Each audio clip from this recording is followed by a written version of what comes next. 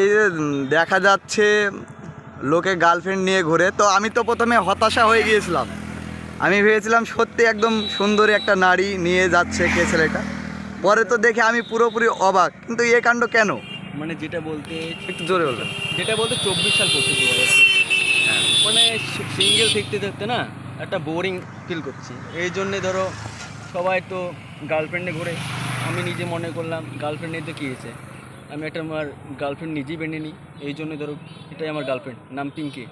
এর নাম পিঙ্কি। হ্যাঁ। তো আপনি কি কোনোদিন মানে গার্লফ্রেন্ড কোনোদিনই কাউকে প্রপোজ করে পাননি, না ধোকা খেয়েছেন? মানে গার্লফ্রেন্ড মানে ধোকা খেয়েছিলাম, মানে এই তো সে ধোকা দিবে না আমাকে, যেটা বলতে।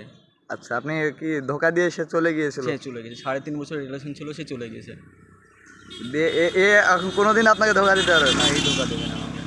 আচ্ছা, এর নাম কি রেখেছেন? নাম পিঙ্কি। আচ্ছা, আপনার বাড়ি কোথায়? বাড়ি